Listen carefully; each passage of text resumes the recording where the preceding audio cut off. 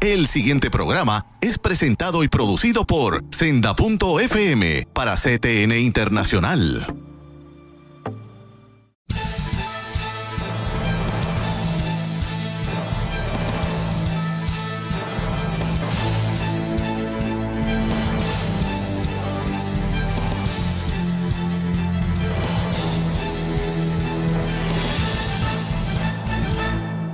Saludos amigos de Alerta Cristiano, una semana más con ustedes compartiendo en todo aquello que nos mueve, que nos inquieta, que hasta cierto punto a veces nos carga en términos de ver cómo están las cosas entre nosotros los cristianos, cómo está nuestra iglesia enfrentando las situaciones del mundo moderno.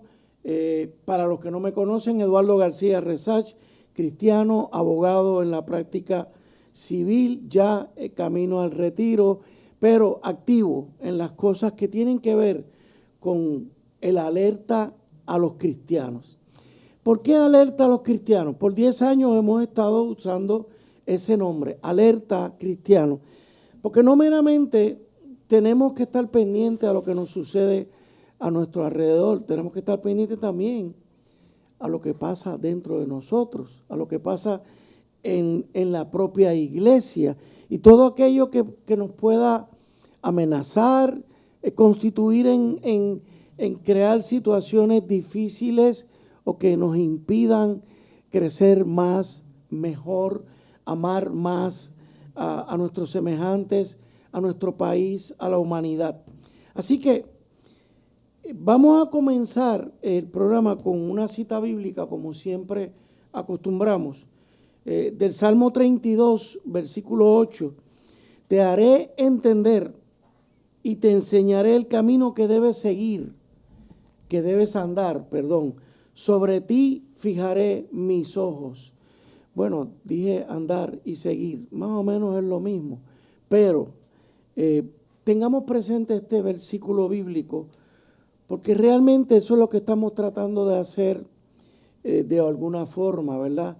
El pastor Sullivan y yo. Una vez más, tengo conmigo al hermano pastor, doctor, teólogo Samuel Sullivan. Bienvenido, pastor. Dios le bendiga, Dios bendiga a todos aquellos que nos acompañan en este día. A ustedes les puede estar curioso que llevamos ya varias semanas compartiendo corridito con el teólogo y el doctor Samuel Sullivan. Y ustedes ya se tienen que haber dado cuenta, sobre todo los que son consecuentes con nuestro programa, como observadores, inclusive como críticos que nos hacen los comentarios, de que hay situaciones en la iglesia que nos tienen que llamar la atención. Y en los últimos programas hemos estado tocando situaciones sobre los supuestos que informan y deforman nuestra fe. Y que esa es una de nuestras inquietudes mayores en este momento. Hoy específicamente vamos a continuar ese ritmo de trabajo en el programa y por eso es que ustedes ven que no estamos grabando el programa con el doctor Sullivan una vez al mes. Esta vez queremos completar, por lo menos yo entiendo que todavía nos quedan como 2 más a partir de este programa, para terminar con esta serie de los fundamentos. Hermanos, ¿por qué? Porque es clave que nosotros estemos bien claros. El mundo nos presenta distintas cosmovisiones que ya ustedes conocen, pero para nosotros los cristianos hay una sola, la bíblica, la de Dios, los principios fundamentales que Dios nos ha transmitido a través de su palabra. Y eso es lo que queremos trabajar. Entonces, para el doctor Sullivan, quiero comenzar haciéndole una pregunta que ustedes se van a reír y van a decir, Eduardo, pero eso es obvio. Bueno, por eso es que estamos en este programa, para inclusive analizar lo que es obvio. Pastor, ¿qué significa ser cristiano? Bueno, una gran pregunta y una pregunta que merece un sinnúmero de distintas respuestas a ella, dependiendo quién está respondiendo a ella y desde qué perspectiva. Pero antes de entrar a esa respuesta, quisiera resaltar en el Salmo que leíste y lo que Pablo escribe a los Romanos capítulo 12, la importancia de entender. Porque la Escritura, tanto el Antiguo y el Nuevo Testamento, hacen una gran distinción entre el oír y el entender. Y creo que siempre el creyente es llamado primeramente a oír, pero entonces es también capacitado para poder entender. Porque si no se entiende lo que se ha escuchado, se pierde. Y vemos esto en la parábola del sembrador en Mateo 13. Así Que es. las 3 semillas que se pierden en el camino, en el pedregal, entre los espinos, entre otras razones, es que oyeron, los 3 oyeron, pero se perdieron las semillas. Correcto. Y cuando llega la respuesta, Jesús dice, la buena semilla, la semilla que cayó en buen terreno, son aquellos que oyeron y entendieron. La clave de entender. ¿Y porque entendieron? Se podía esperar fruto. Ante la ausencia de entender, no se puede esperar fruto. Se pueden esperar otras cosas. Entonces, es importante, ante los temas que hemos estado tratando, nuestra intención en parte es comenzar a entender el contexto, el mundo, no solamente de nuestra fe, pero el mundo que enfrenta cuestiones y rechaza nuestra fe. Así es. Que una evangelización efectiva necesita entender ese mundo. Si va a efectivamente responder y dar razón de su esperanza. Entonces, ante la pregunta ¿qué significa ser cristiano? ¿Verdad?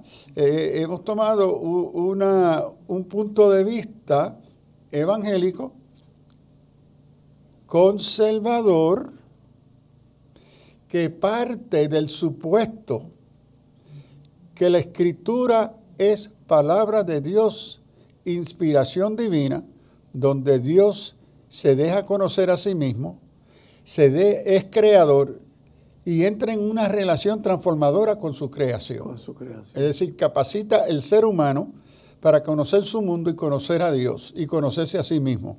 Entonces, ante ese supuesto de la autoridad de la palabra, y aquí estoy usando la fuente de un muy respetado teólogo evangélico, Millard Erickson, en su teología sistemática, a donde él está citando a otro teólogo, James Barr. Y ahí él presenta 4 postulados que dice, cuando uno dice, soy cristiano, el que cree, el cristiano es el que cree con todo su corazón en Jesús como el Hijo de Dios. Esta persona que cree con todo su corazón que Jesús es el Hijo de Dios, se compromete a mucho más. Es decir, el compromiso y la identidad cristiana va más allá de decir, sí, yo creo en Jesús. Correcto. Pero lo que esto compromete o nos conlleva es, número 1, nos compromete con una visión de Dios. Y con eso fue que comenzamos, que Dios existe, Dios se ha revelado a sí mismo, Dios es nuestro creador, Dios nos ha capacitado para conocerle y entenderle, y para conocer y entender nuestro mundo. Dios ha revelado su voluntad. Y que Dios es trino. Dios Padre, Hijo y Espíritu Santo. Entonces, el que dice soy creyente,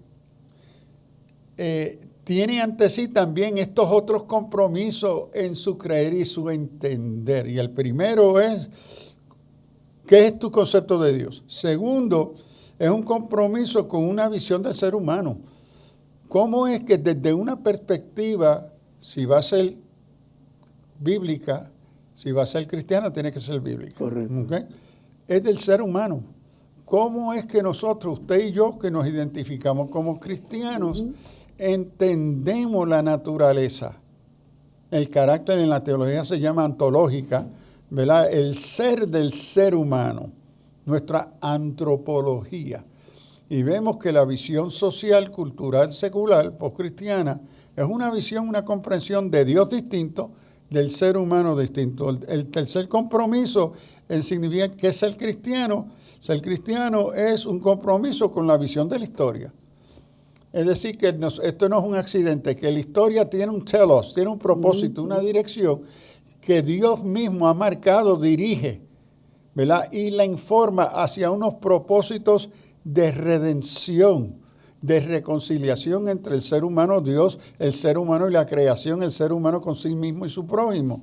Entonces, la historia es el Dios que interviene, se hace presente y se relaciona con el cronos, con el tiempo y la relación con el ser humano. Y el cuarto compromiso, con una visión del destino humano que solo se encuentra en el cristianismo. Es decir, el destino humano del reino de Dios, de ser reconciliado con Dios, que a donde se desempeña la justicia de Dios, que también implica las consecuencias del juicio de Dios. Entonces, estos cuatro marcos amplios representan unos elementos esenciales a lo que representa uno decir que soy cristiano. Ahora, reconozco dentro de la cristiandad hay una diversidad de interpretaciones de cada una de estas categorías, pero cada una de ellas se tiene que bregar, se tiene que reconocer, ser parte de su confesión que soy cristiano. Usted diría que esta es básicamente la visión de un cristiano conservador.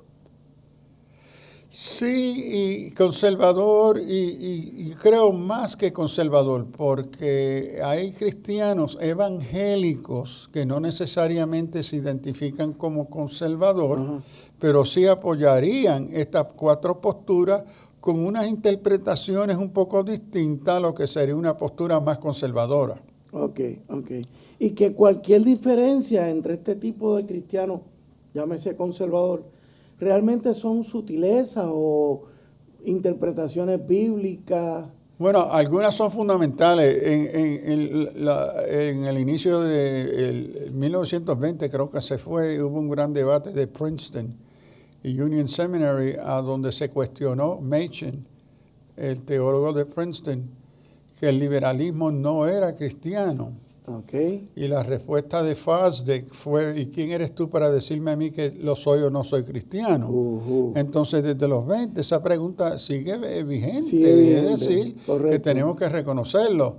Pero hay unos elementos fundamentales. Por ejemplo, cuando hablamos de Jesucristo, el testimonio bíblico cristiano de 2000 años es que es Dios hecho carne. Correcto. El Dios con nosotros, el Dios hombre.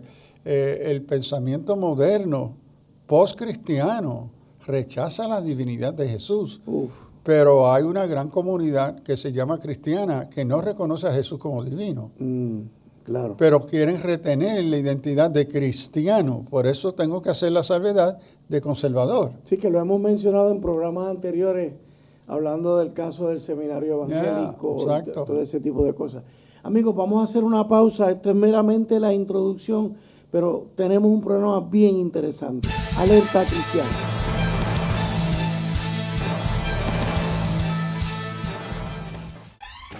La mayor selección de música cristiana.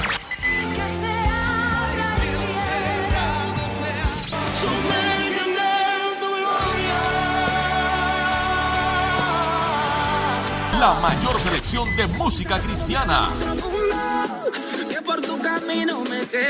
24 horas la tienes aquí en Senda FM. Sonido que levanta y restaura.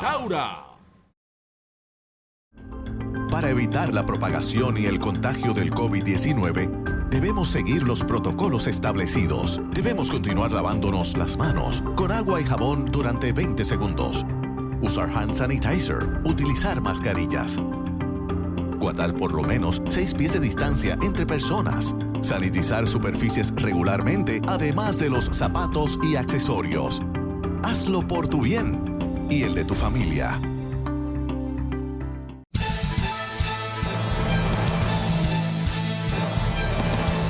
De regreso, amigos, hermanos de Alerta Cristiano, con el tema que llevábamos de los fundamentos. La contestación aquella que le hice inicialmente al doctor Sullivan, ¿qué significa ser cristiano? Doctor, la cuestión bíblica, ¿cuáles son los fundamentos bíblicos, lo que la Biblia plantea en términos de Dios, creación y redención? Bueno, ahí, ¿verdad? Eduardo ha resaltado que en la Escritura, cuando uno mira y estudia y reflexiona, uno puede ver que hay estas categorías que entendemos ser fundamentales al contenido y naturaleza de la fe cristiana. Y estas se pueden, entre otras formas de organizarlo. Esta es una, y tengo que decir que esta es una que propone la teóloga, filósofa Nancy Pearcey en su libro Total Truth. Una dama Una extraordinaria pensadora, verdad total, el libro. Ante la filosofía contemporánea, la cultura. Nancy Pearcey, Total Truth. Y ella propone y desarrolla en su libro, no solamente lo propone, lo trabaja a través de todos sus libros, el hecho que entre las aseveraciones que el creyente asume para definir su mundo, primero es la cuestión de la creación. ¿Cómo se creó originalmente este aspecto del mundo? ¿Cuál era su naturaleza y propósito original? Aquí, la fe cristiana asume como un supuesto fundamental de la fe el elemento del origen de lo que existe. Y aquí vemos que la fe cristiana afirma, reconociendo el testimonio y la veracidad del texto bíblico, que Dios no solamente existe y se revela como creador de todo lo que existe. Entonces, la fe cristiana parte de un supuesto que da respuesta a la pregunta de a dónde salimos, a dónde comenzó todo esto, que es una pregunta fundamental que se hace todo ser humano. La famosa pregunta existencial. Exacto. ¿De dónde vengo? Y cada religión, cada filosofía, tiene que darle una respuesta a esta pregunta de creación, de origen. Correcto. Es decir, esto no es un asunto único al cristianismo, sino el cristianismo se identifica con esta respuesta.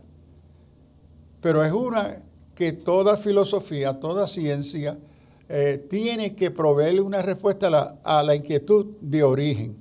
La segunda categoría es de la naturaleza humana, la antropológica, que es decir, la caída. La Biblia describe que Dios crea al ser humano bueno a su imagen y semejanza, pero en esa creación y en esa capacidad cognitiva, emocional, en ese desarrollo de conciencia, al ser humano Dios lo crea con la capacidad de entender y decidir. Libre albedrío. No lo crea como un muñeco. Entonces, ante esas capacidades que Dios comparte con el ser humano, esa inteligencia, esa capacidad de entender, de reflexionar y la libertad de asumir y hacer decisiones, el testimonio bíblico es que el ser humano en un momento rechaza el consejo y voluntad de Dios y asume su propia libertad de hacer lo que quiere. Eso se describe en las Escrituras como la caída. Y se describe en la expresión hebrea de pecado, que la expresión hebrea de pecado es que no logró llegar a su deseado fin, a lo que Dios quería para ellos. Wow. Lo que se llama missing the mark.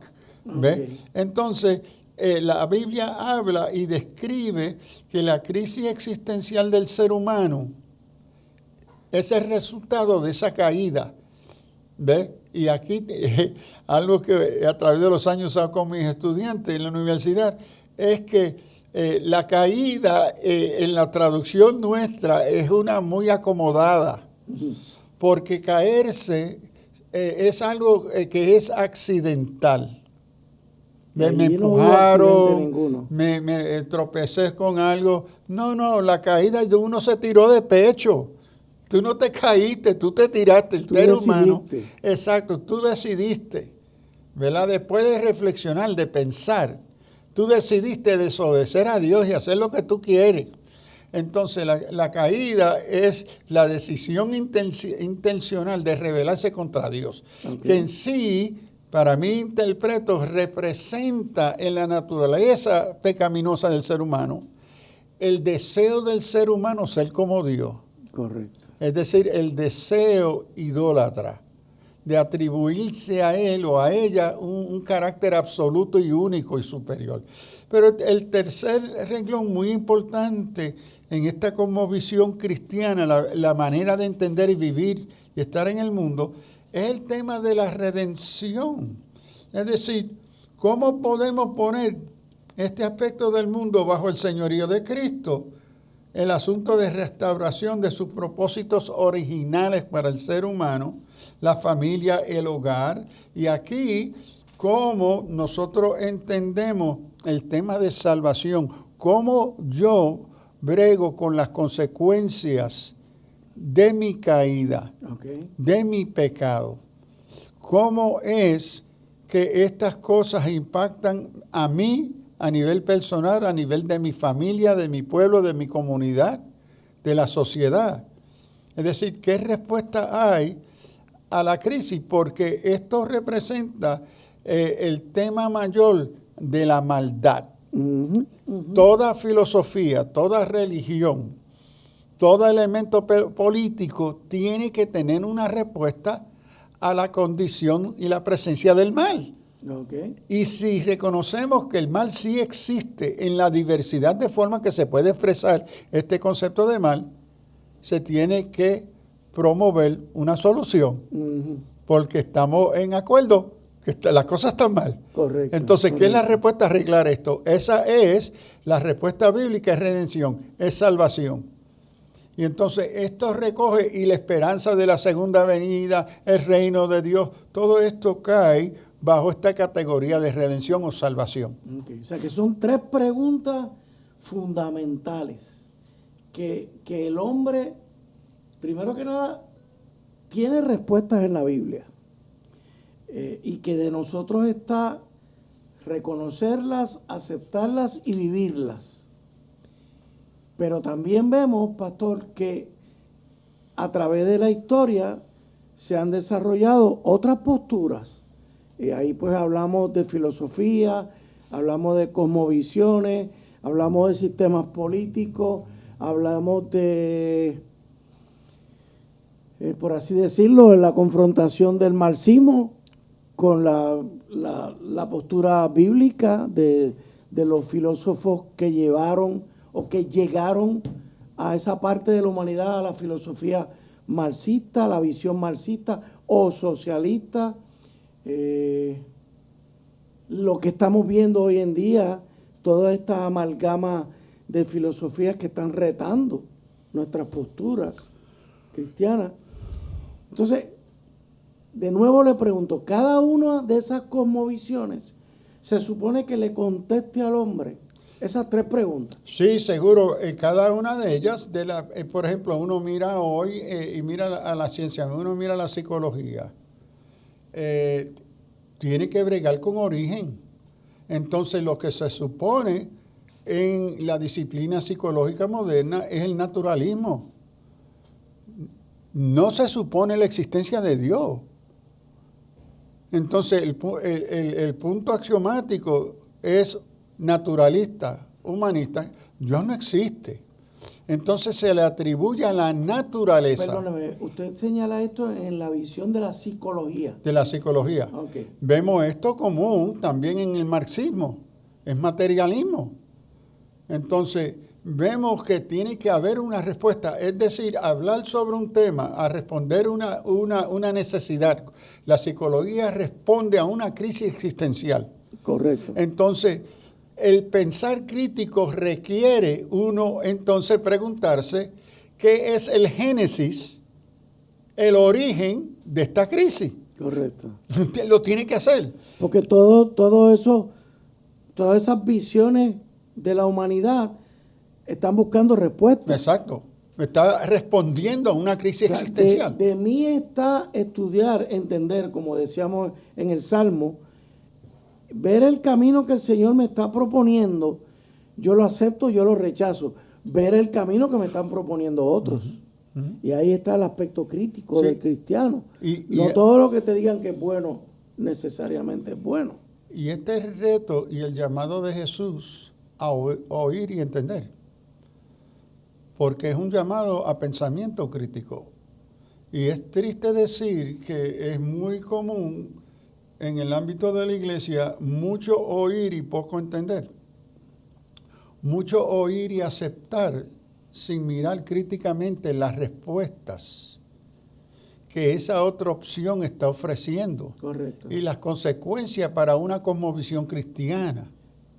Pero curiosamente, y aquí pues, amigos, como conversación al fin, ustedes van a ver que a veces las respuestas que me da el doctor Sullivan me motivan a otras preguntas que yo le hago. Curiosamente, pastor, el mundo moderno le está diciendo a los cristianos, es que ustedes tienen que ser más críticos con el cristianismo. Ustedes tienen que ir a los fundamentos. ¿Será una evasiva para que no le critiquemos a ellos su postura? ¿O será una manera de señalarnos a los cristianos que no estamos entendiendo nuestras posturas? Bueno, yo creo que es ambos. Ambas. Yo creo que hay cierta verdad, que no hay suficiente reflexión crítica, bíblica, teológica, iluminada por el Espíritu Santo, pero en el otro lado hay poca, hasta menos acción crítica ante la sociedad, la cultura, la política, etcétera. Por ejemplo, rapidito, en la universidad tenía una profesora, compañera de oficina, y me decía, no, Sullivan, yo estoy tratando con el tema de pensamiento crítico, y nuestros estudiantes necesitan pensamiento crítico. Claro, Yo claro. dije, seguro, Ese profesora. es el caballito de Entonces batalla. ella me dice, mira lo que voy a tratar hoy. Mira, ellos necesitan entender esto y esto y esto y esto. Sí, pero profesora, si van a usar el pensamiento crítico, esto es una postura suya de izquierda feminista. Ajá. En ningún lugar usted le explica eso a los estudiantes. Claro. Usted se lo está presentando como normativo, correcto. Vamos a dejarlo ahí porque se nos terminó el tiempo, pero lo voy a continuar ahí mismo porque tengo más preguntas. Alerta cristiano, vamos a una pausa.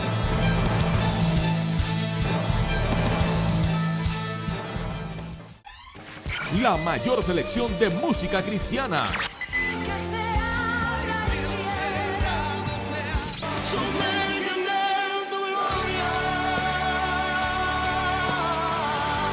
La mayor selección de música cristiana. 24 horas la tienes aquí en Senda FM. Sonido que levanta y restaura. Para evitar la propagación y el contagio del COVID-19, debemos seguir los protocolos establecidos. Debemos continuar lavándonos las manos con agua y jabón durante 20 segundos. Usar hand sanitizer, utilizar mascarillas. Guardar por lo menos 6 pies de distancia entre personas. Sanitizar superficies regularmente, además de los zapatos y accesorios. Hazlo por tu bien y el de tu familia.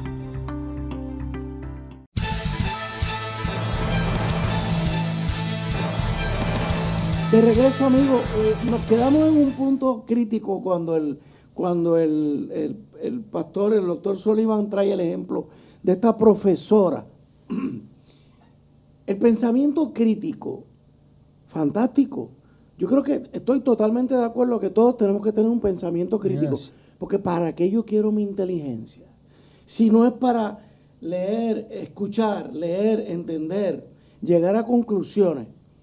Pero ¿acaso no será, pastor, que nosotros los cristianos estamos careciendo precisamente de esa falta de ser críticos con nuestros propios fundamentos?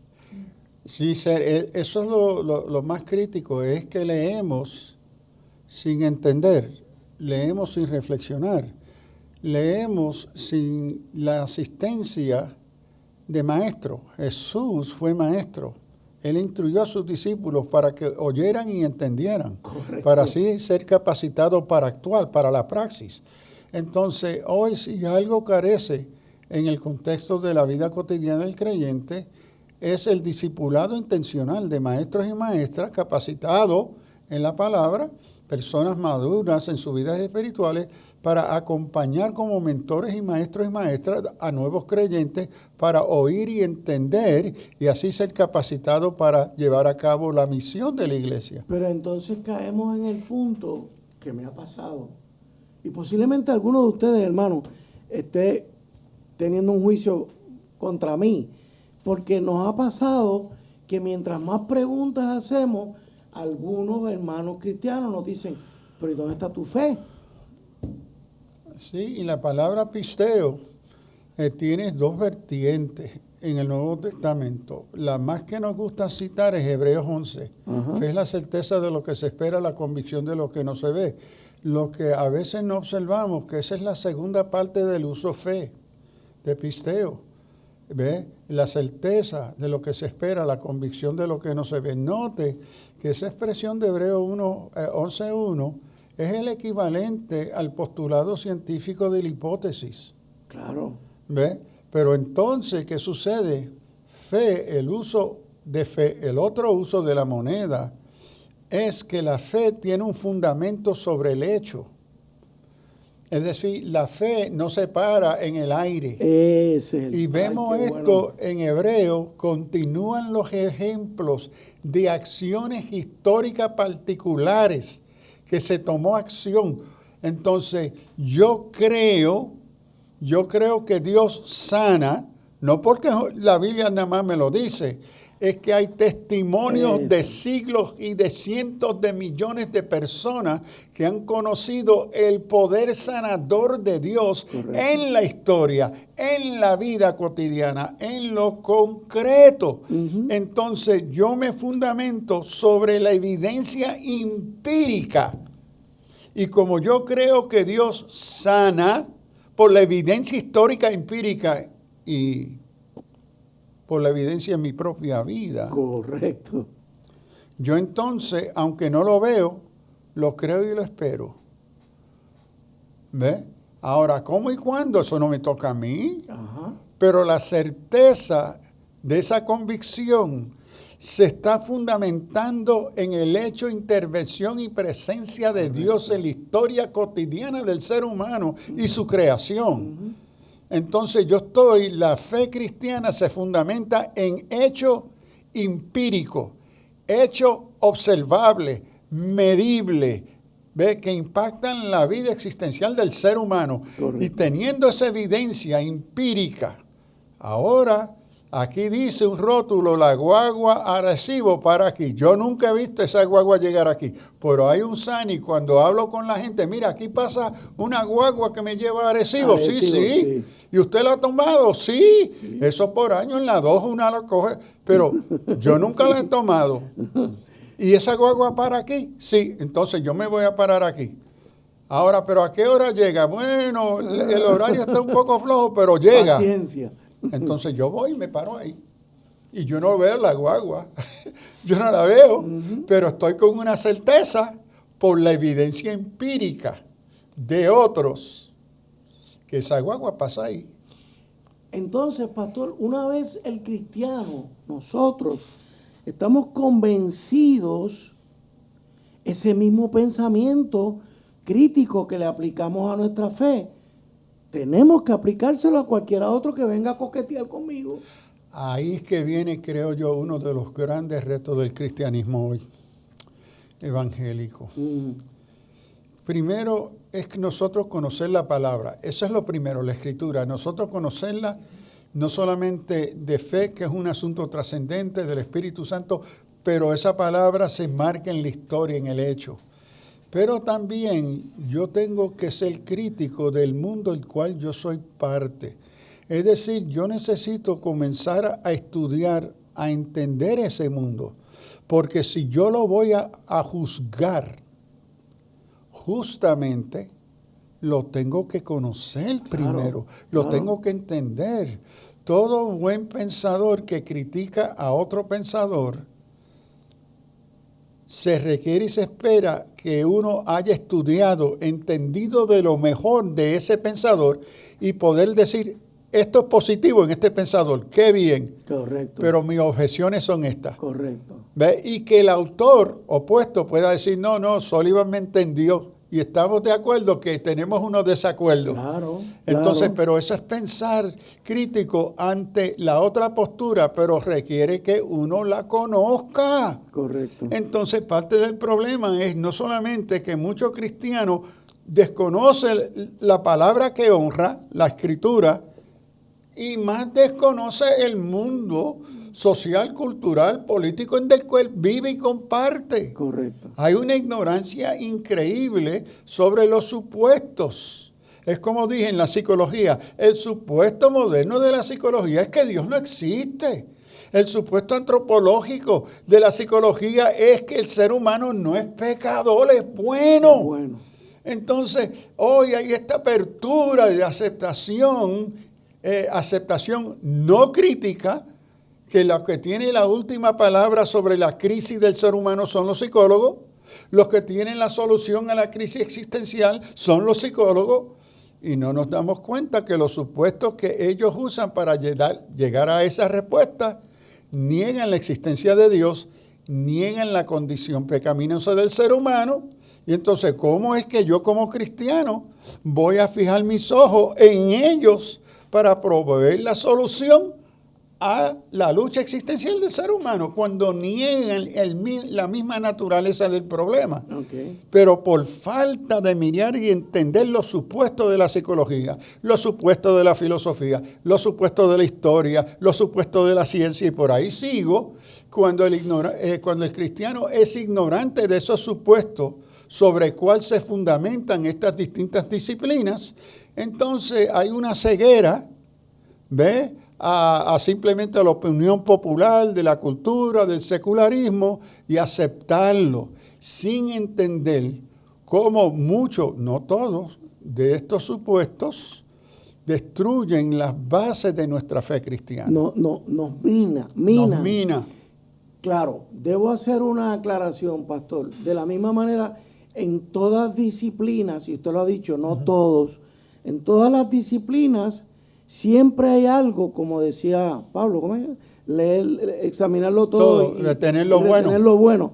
En todas las disciplinas hay cosas muy buenas. Muy buenas, muy positivas. Ejemplo, un pastor que se pueda rodear de personas en su iglesia que representan distintas disciplinas del saber, médicos, ingenieros, psicólogos. Es más, seguro. hacer un equipo con todas esas personalidades multidisciplinario. Es fantástico. Yo lo he visto en la iglesia en la que milito, donde compartimos distintas personas de distintas ramas del saber, ayudando a la pastora. Ella nos pide un reglamento o nos pide una opinión sobre unos terrenos. No. Pues qué mejor que nosotros para ayudarla. Pero contando con que el pastor es la cabeza de la iglesia en este momento, y que lo que yo puedo aportar no es la última Coca-Cola en el desierto. Y que el pastor o la pastora sea un estudioso de la palabra, que conozca y entienda la palabra, ¿ve?, con ese discernimiento no solamente intelectual, un discernimiento espiritual de esa verdad, y que tenga una apertura a seguir estudiando el mundo en cual somos parte en estas disciplinas, ¿verdad? Y que tenga respeto para esas disciplinas y entender esas disciplinas, pero partiendo que el pastor y la pastora tiene que ser maestro de su propia fe. Correcto. Y no solamente de su experiencia. Aquí tenemos que tener cuidado de no convertir nuestra experiencia espiritual en el fundamento teológico de nuestro entender. No, claro. La experiencia es un aspecto importante que contribuye a nuestro entender. Pero aquí tenemos la razón, tenemos la experiencia, junto con la experiencia y la fe, la palabra misma como el contenido. Fíjese, yo hago el comentario, hermano, porque precisamente en los últimos 15 años en que yo he estado envuelto en las luchas culturales de nuestro amado Puerto Rico, al principio había cierto rechazo inclusive a este mismo programa, a traer asuntos políticos de la cultura, estas luchas antiaborto, provida, toda esta agenda LGBT que ha venido a minar la visión del hombre. Y cuando yo me acercaba a los pastores, yo lo que le decía era, mire pastor, envíeme personas de su iglesia que tienen estas mismas inquietudes. A la larga, esos que fueron referidos a formar parte de los grupos que hemos integrado estas luchas, han dado mucho, han ayudado mucho a los pastores a bregar con estas situaciones. Así que vamos al cuarto segmento, Alerta Cristiana.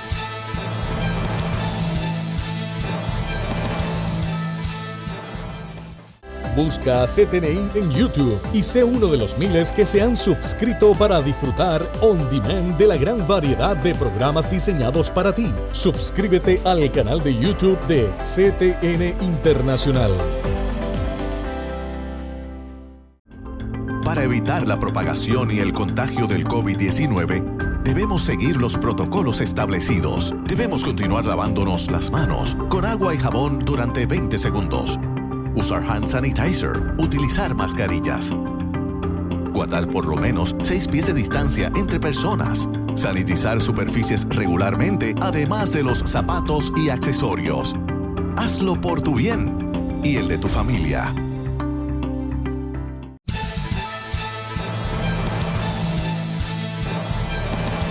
De regreso, amigos de Alerta Cristiano, como verán, las conversaciones en estos temas se tornan a veces inesperadas, los vericuetos, los callejones por donde nos metemos, por lo que nos responde el pastor Sullivan, y que definitivamente como una conversación que estamos teniendo, pues fluye. Pero gloria a Dios por eso, porque así ustedes, o yo trato de interpretar cómo ustedes pueden estar pensando.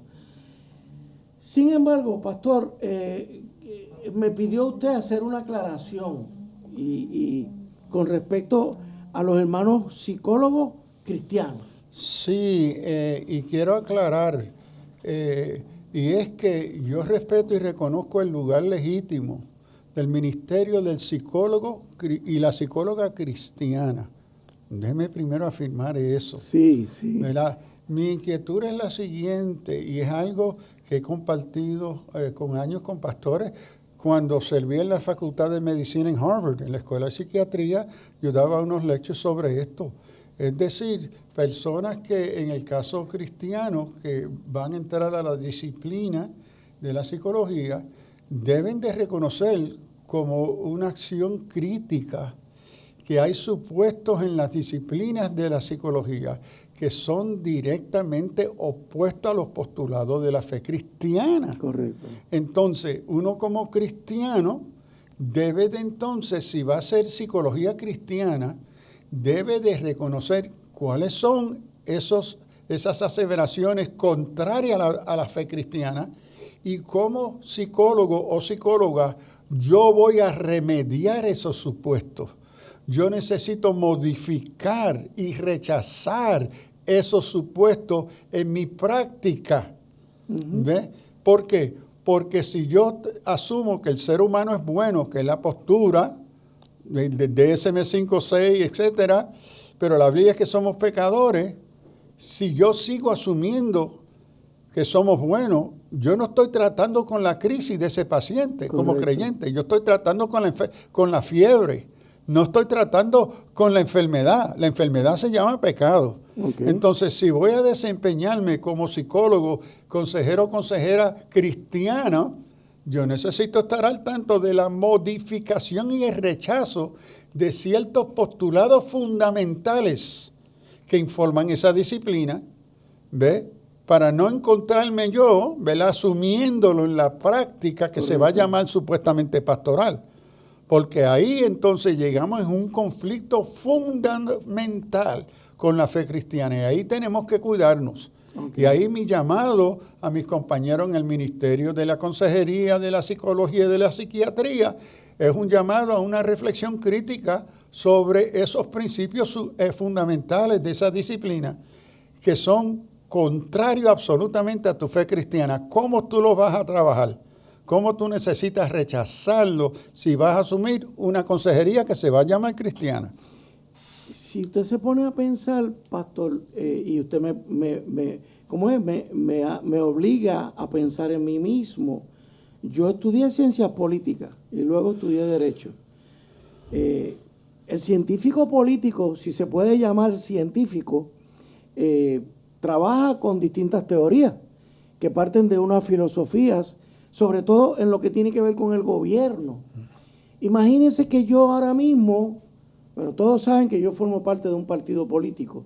Imagínense que yo ahora mismo, cristiano, me pongo a formularle a mi partido unos principios que no son cristianos, pero son políticos. ¿Dónde yo quedo parado? ¿Qué pueden ustedes decir de un Eduardo que forma parte de un partido político que le está proponiendo que nosotros vivamos en Puerto Rico pues una violencia contra la naturaleza? Por darle un ejemplo totalmente en contra de los postulados bíblicos de no proteger la naturaleza, que yo le diga a mi partido, no, pues vamos a asumir una postura pro aborto. ¿Qué usted pensaría de mí? Adiós, pero Eduardo no está siendo consecuente.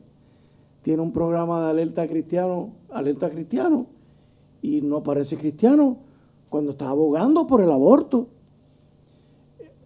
Yo creo que eso es lo que usted está tratando y lo estoy tratando de aplicar a mi persona, porque eso precisamente son las disyuntivas que yo vivo a diario como parte de un partido político, que cuando se discutan unos postulados, yo tengo que levantar la mano y decir, hey, eso va en contra de todo lo que nosotros decimos que defendemos. Sí, déjeme dar un ejemplo más concreto. Típicamente, en el Consejo Pastoral,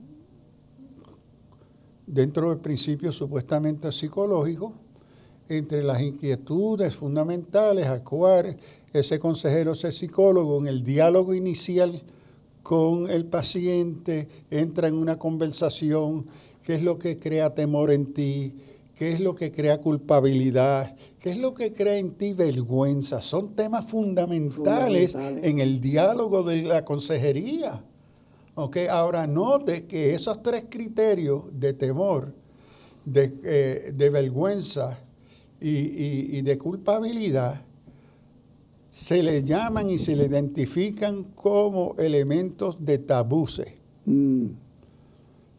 Su referencia es directamente a los religiosos. ¿Qué crea esas expectativas o esos juicios? La fe cristiana en este caso. Entonces, cuando el psicólogo supuestamente cristiano se ve como necesidad de capacitar ese paciente a superar sus sentidos de culpabilidad, sus sentidos de vergüenza, sus sentidos de temor, cuando uno lo mira del lente bíblico-teológico, ese pastor o consejero o consejera se encuentra en un gran peligro de estar peleando contra la tarea del Espíritu Santo. Porque según la Escritura, el que crea el concepto de culpabilidad es el Espíritu Santo. El que crea el sentido en tu conciencia de culpabilidad es el Espíritu Santo. El que crea estas condiciones de temor que resultan en temor es el Espíritu Santo. Ese es el criterio neumatológico bíblico cristiano. Entonces, cuando la psicología y el consejero se ve que te quiero ayudar a superar tu sentido de culpabilidad, porque eso es un tabú religioso, te voy a ayudar a superar ese sentido, ¿verdad?, de temor por estas cosas, lo que tú estás haciendo es militando directamente contra la tarea del Espíritu Santo en la vida de un pecador. Pero como si se está asumiendo que no somos pecadores, entonces se asume que simplemente es un elemento, factor religioso que necesita superarse. Podríamos ponerlo ahora del otro lado. cómo un pastor atiende y aconseja a ese mismo paciente que tiene el psicólogo, pero ya no está enfrentado al psicólogo, ahora está con el pastor. Yo con mi pastor o mi pastora le presento una situación que tengo en mi vida donde realmente lo que hay es un pecado. ¿Cómo esa pastora me ayuda a mí o pastor a enfrentarme a esa situación pecaminosa? Primero, por la Escritura, que no es mi opinión o no es mi juicio como pastor o pastora, sino entre el compartir. Usted ha compartido conmigo X situación que en la Escritura claramente está señalada como una realidad, una relación contraria al deseo de Dios en tu vida. Correcto. Como creyente. Y a eso se le llama pecado. Entonces, ¿qué es la solución que la Escritura nos provee para bregar con ese issue, con ese problema? Entonces, ahí la base de mi autoridad y la respuesta y la solución, el consejo es el consejo de la palabra. ¿Ve? Pero se tiene, ese pastor necesita conocer la palabra, necesita el que es el testimonio o el recurso y la opinión bíblica sobre esa condición. ¿Y qué es la solución? Que la Escritura nos provee.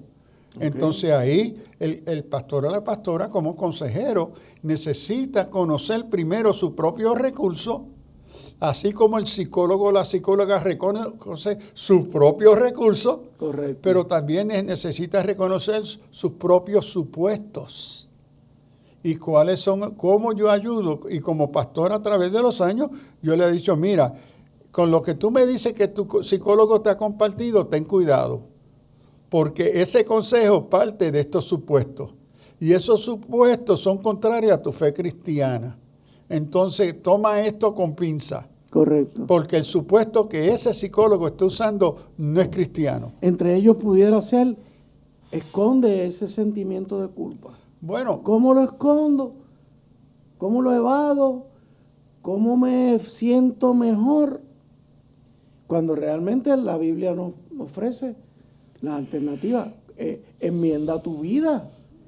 Aléjate del pecado, aléjate de la tentación, etcétera, etcétera, etcétera. Yo en mi primer pastorado en Nueva York, jovencito, y yo tenía 20 años, una crisis con un matrimonio, entonces me enteré de un pastor psicólogo y yo dije, wow, aquí yo lo voy a referir a este compañero pastor psicólogo porque yo no tengo mucha formación, lo que tengo es de la Escritura.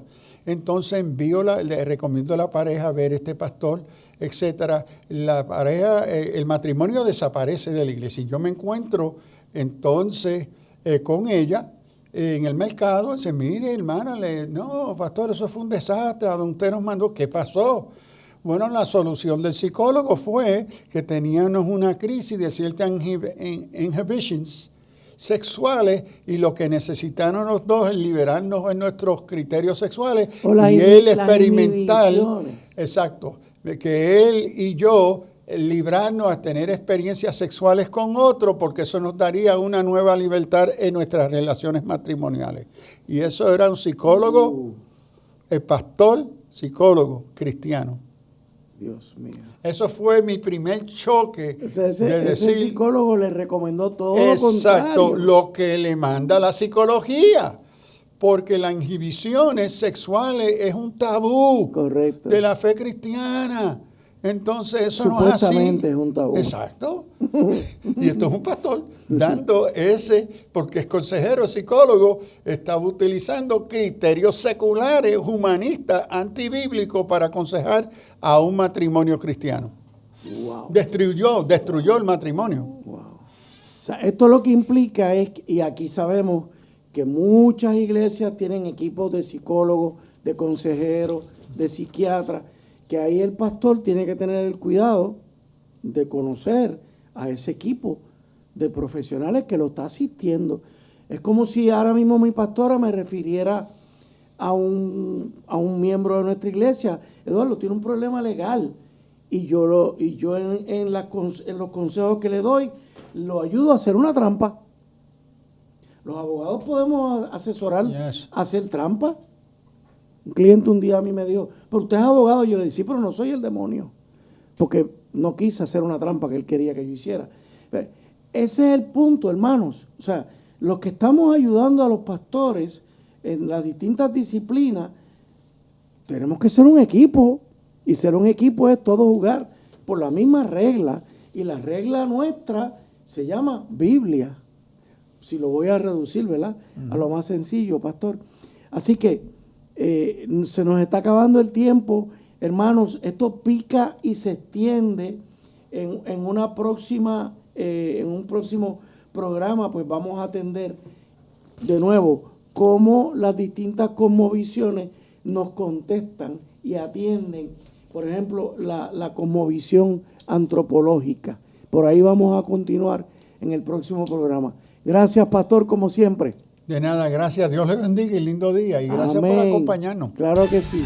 Dios les bendiga. Adiós. El pasado programa fue presentado y producido por Senda.fm para CTN Internacional.